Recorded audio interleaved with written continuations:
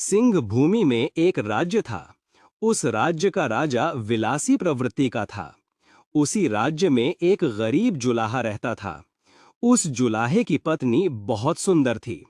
एक दिन राजा अपने राज्य में भ्रमण पर निकला।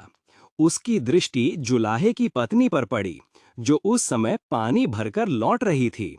जुलाहे की पत्नी को देखकर राजा के मन में वासना जाग उठी। उसने जुलाहे और उसकी पत्नी के बारे में पता लगवाया।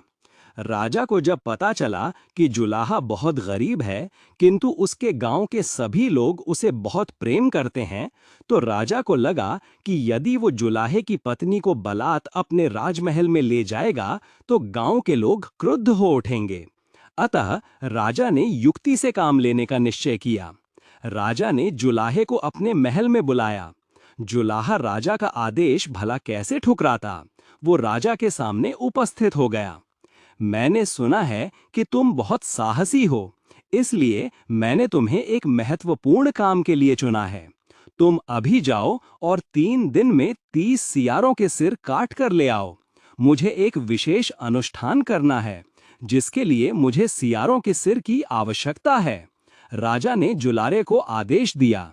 लेकिन मालिक, जुलाहे ने विनती करना चाहा, यदि तुम हमारे आदेश का पालन नहीं करोगे तो हम तुम्हारा सिर कटवा देंगे। राजा ने जुलाहे को टोकते हुए कहा। मरता क्या न करता।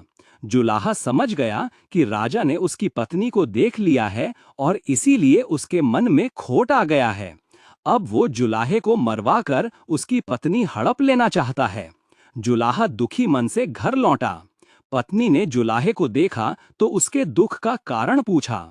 जुलाहे ने राजा के आदेश और उसकी कुदृष्टि के बारे में पत्नी को बताया। आप चिंता न करें, सब ठीक हो जाएगा। पत्नी ने जुलाहे को ढाढ़स बंधाया। क्या ठीक हो जाएगा? मैंने आज तक एक खरगोश तक तो मारा नहीं है। 3 दिन में 30 सियारों का सिर कैसे हासिल कर पाऊंगा? जुलाहे ने चिंतित होते हुए कहा। राजा मुझे मरवाए बिना नहीं छोड़ेगा। आपको कुछ नहीं होगा। जैसा जैसा मैं कहूं वैसा वैसा आप करते जाइए, जुलाहे की पत्नी ने कहा। वो बहुत समझदार स्त्री थी। पत्नी के कहने पर जुलाहा जंगल में गया और उसने एक इतनी लंबी सुरंग खोद डाली कि जिसमें 30 सियार आ सकें। इसके बाद दूसरी सुरंग खोदने का अभिनय करने लगा। सियारों का मुखिया बहुत देर से जुलाहे को सुरंग खोदते देख रहा था। जब जुलाहा दूसरी सुरंग खोदने लगा तो वो उत्सुकतावश झाड़ियों से बाहर निकल आया। तुम ये सुरंगें क्यों खोद रहे हो?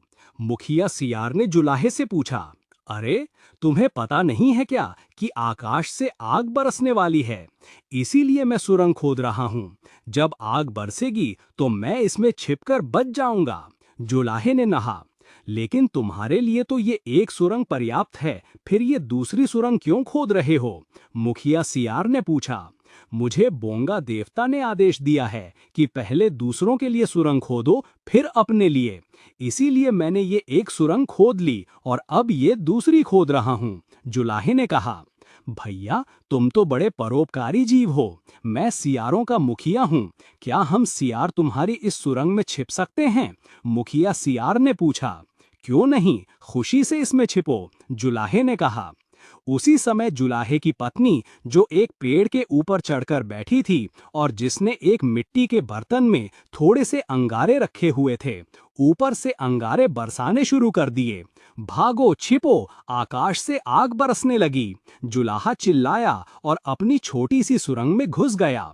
ये देखकर मुखिया सियार को विश्वास हो गया कि आकाश से आग बरसने लगी है।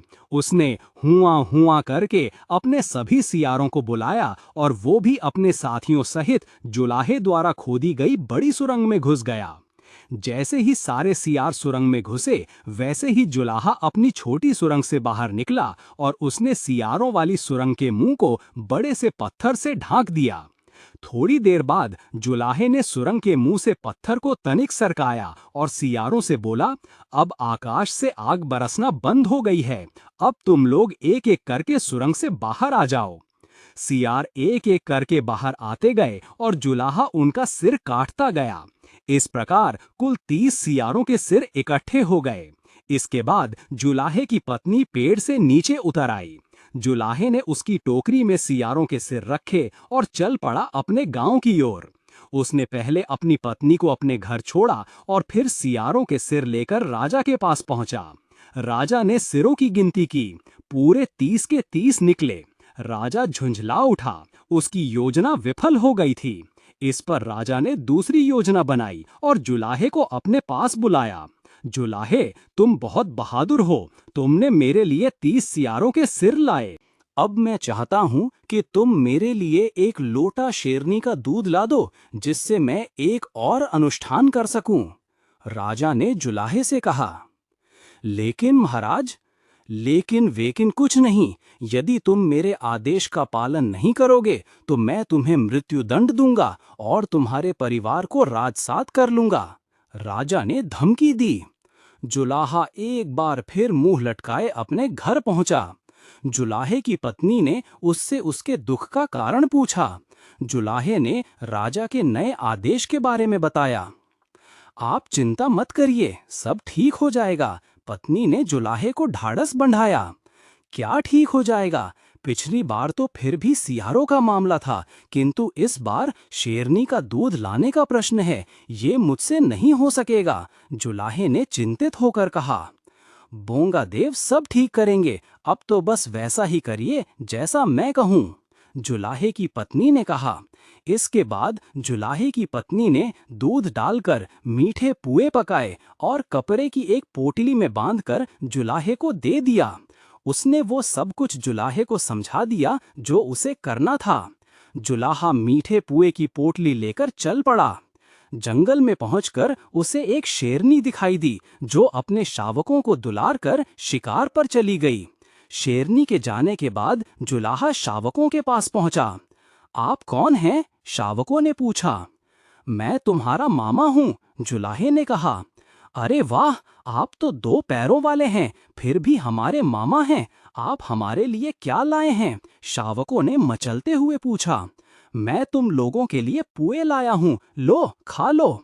जुलाहे ने पुए शावकों को दे दिए। शावकों ने कभी पुए नहीं खाए थे, उन्हें पुए अत्यंत स्वादिष्ट लगे। उन्होंने पेट भरकर पुए खा लिए और जुलाहे के साथ खेलने लगे। थोड़ी देर में शेरनी शिकार करके लौटी। शेरनी को आते देखकर जुलाहा एक पेड़ के पीछे छिप गया। आओ बच्चों, दूध पी लो, शेरनी ने शावकों से कहा। नहीं, पुए खाकर हमारा पेट भर गया है, शावकों ने उत्तर दिया। पुए? कौन लाया था पुए? शेरनी ने चकित होकर पूछा। 2 पैर वाले मामा लाए थे, वे हैं उधर पेड़ के पीछे, शावकों ने उत्साहित होकर बताया। तब तक जुलाहा भी पेड़ के पीछे से निकल आया। मैंने तुम्हारे बच्चों को भूखे देखा तो मैंने इन्हें पुए खिला दिए। बच्चों ने पूछा कि मैं कौन हूँ, तो मैंने उन्हें कह दिया कि तुम्हारा मामा हूँ, ताकि वे डरे नहीं, जुलाहे ने शेरनी को बताया। तुमने मेरे बच्चों की भूख शांत करके बड़ा नेक काम किया है। बताओ, मैं तुम्हारे लिए क्या कर सकती हूँ? शेरनी ने पूछा। मुझे अपनी जान बचाने के लिए तुम्हारा दूध चाहिए, जुलाहे ने राजा के आदेश के बारे में शेरनी को बताया। शेरनी ने प्रसन्नतापूर्वक 1 लोटा दूध दे दिया। जुलाहा दूध लेकर राजा के पास पहुंचा। राजा ने शेरनी का दूध देखा तो वो झल्ला उठा। उसकी दूसरी योजना भी विफल हो गई। अब राजा ने सोचा कि इस जुलाहे को सीधे सीधे मरवाना ही होगा। उधर जुलाहा अपने घर पहुंचा तो उसकी पत्नी ने उसे समझाया कि राजा से पीछा छुड़ाना इतना आसान नहीं है। वो अतंत जुलाहे को मरवाकर ही मानेगा। अतः राजा कोई नया दाव खेले इसके पहले राजा को मारना होगा। इसके लिए जुलाहे की पत्नी ने एक योजना बनाई और जुलाहे को सिखा पढ़ाकर राजा के पास भेज दिया। महाराज, मैं आज आपसे अंतिम विदा लेने आया हूँ, जुलाहे ने राजा से कहा। हैं? अंतिम विदा? राजा चकित रह गया। हाँ महाराज, मुझे सशरीर स्वर्ग जाने का रास्ता मिल गया है। अब मैं स्वर्ग में जाकर रहूंगा। वहां एक से बढ़कर एक सुंदर अप्सराएं हैं, मैं उनके साथ जीवन बिताऊंगा, जुलाहे ने चटखारे लेते हुए कहा। एक से बढ़कर एक सुंदर अप्सराएं? विलासी राजा सुंदर अप्सराओं की चर्चा सुनकर लालायित हो उठा। जी महाराज, प्रत्येक सुंदर वस्तु पर राजा का अधिकार पहले होता है। अतः मैं तुमसे पहले वहां जाऊंगा। तुम मुझे स्वर्ग जाने का रास्ता बताओ, राजा ने जुलाहे से कहा। किंतु महाराज, चुप रहो। तुमने यदि मुझे स्वर्ग का रास्ता नहीं दिखाया तो मैं तुम्हें मार डालूंगा, राजा ने जुलाहे को डांटते हुए कहा। जैसी आपकी आज्ञा, जुलाहे ने प्रत्यक्षतः दुखी होते हुए बोला। इसके बाद जुलाहा राजा को लेकर जंगल में बने एक कुएं के पास पहुंचा। महाराज, इसी कुएं से होकर जाता है स्वर्ग का रास्ता, जुलाहे ने राजा से कहा। राजा ने आव देखा, न ताव और कुएं में छलांग लगा दी। कुआं था अथाह गहरा। राजा जैसे ही कुएं में कूदा, वैसे ही जुलाहे की पत्नी भी कुएं के पास आ गई और पति पत्नी दोनों ने मिलकर कुएं को एक बड़े पत्थर से ढांक दिया। इसके बाद दोनों घर लौटकर खुशी खुशी रहने लगे।